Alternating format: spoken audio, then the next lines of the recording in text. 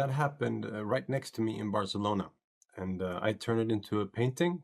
Let me walk you through how it came together in 4 steps. I was at this small restaurant in Barcelona earlier this year. At the table next to me sat a man with his girlfriend, and he just would not stop complaining about the service, about the food, the wine, and nothing was good enough for him. What made it more hilarious was that the person he was complaining to was not just a waiter. From what I gathered talking to this guy, he was actually like an MMA fighter, probably from Dagestan or Chechnya. I think he worked as a cook there, but was training in Barcelona and maybe helping out the restaurant in some manner. The fighter was incredibly polite and calm, but the customer completely oblivious. He had no clue who he was talking to or how he was treating this guy. The tension between arrogance and calm strength was so striking that I decided to turn it into a painting.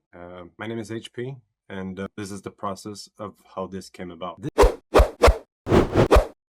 This is the block-in, the most important part of the whole painting, I gather. At this stage, I'm not thinking about details at all.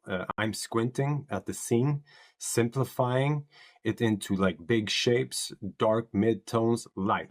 That's it. I usually aim for 3 or 4 main values here. Darkest mass is the shelving unit in the background. The middle tones belong to the waiter and the guest. And the lightest is the tablecloth. But notice something, I'm not using pure white yet. If I burn that bridge too early, I will lose the drama later. I keep my whites in reserve until the very end. So the final highlights will really pop. I also focus on the waiter's silhouette, even at this early stage. He has to read clearly.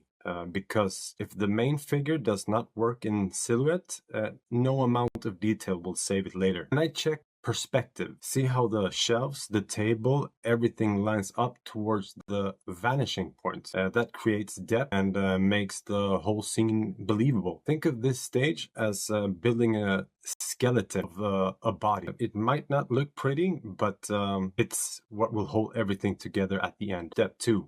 Right, it's the lighting and color and temperature. Once the structure is solid, I will start playing with color and light. Here I want to capture the warm glow, the lamps from above, the reflections on the skin contrasted with cooler muted tones in the background. Warm and cool together create atmosphere and depth. Look at the mirror on the right. In real life, it was bright and sharp. But if I painted it like that, it would distract from the figures. So I kept it a step softer and darker, just enough to suggest it without competing with the main actions or elements. I also introduced warm and light from above, bouncing down, and cooler shadows under the table. That dialogue between warm and cool is what makes the space feel real. It's tempting at this stage to dive into detail, but you need to resist that. At this stage, I think of it like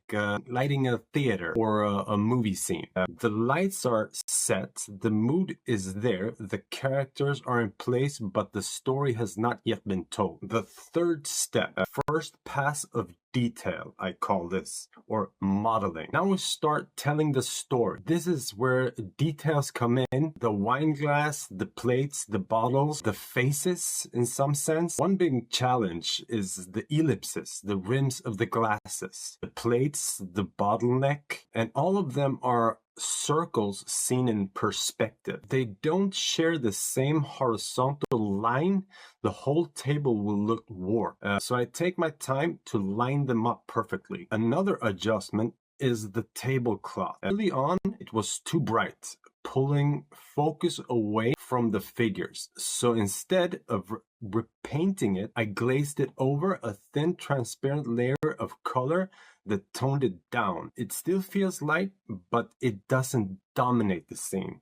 And this is where edges really matter, where they come into focus. Sharp edges around the waiter's face and the rim of the glasses brings focus. Softer edges on the shelves and the background push those areas back. That's how you control the viewer's eye. By now, the painting reads a bit more clearly as a scene. You can almost feel the tension and the atmosphere of the restaurant, the contrast between the two men. Now the final stage, finish and highlights. Finally, the finishing touches. Small moves with big impact. I added highlights, just tiny dots of the light on the glasses and the bottlenecks, the waiter's shirt. Only a few brush strokes, but they make a whole lot of difference in the scene's shimmer. I painted a cool reflection along the waiter's arm to give it volume. Beneath the plates and the glasses, I added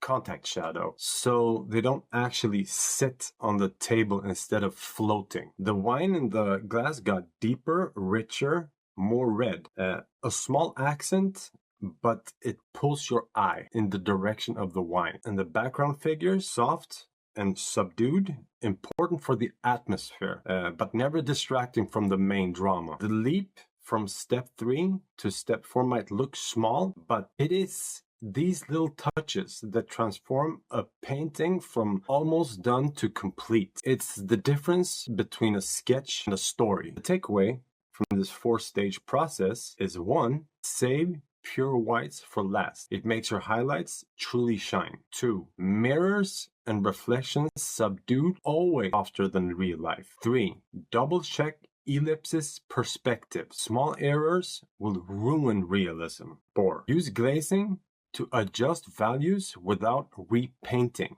It's a lifesaver and a time saver. 5, control your edges intentionally. Sharp where you want focus, soft where you don't. And I think that's the most important one. Those 5 things alone can completely change how a scene feels and gets interpreted. An additional point I want to make is that you might notice something. The lower part of the painting isn't detailed as the rest. That was a conscious choice on my behalf. I wanted the attention to stay on the figures and the tension between the waiter and the guest. I had fully rendered the tablecloth and every little object. If I had fully rendered the tablecloth and every little object, the viewer's eye would wander too much. By keeping the lower area more abstract, just suggested in brushstrokes, hints of form, it creates contrast. It allows the top half, the faces, the gestures, the story to carry the weight of the paintings. Sometimes what you leave out is just as important as what you put in. The 6 points that I want to make. So that's basically the journey from block-in to lighting, to detail modeling, to the final highlights. For me, this painting is not just a memory from Barcelona, but also a reminder of how unaware we can sometimes be of our surroundings.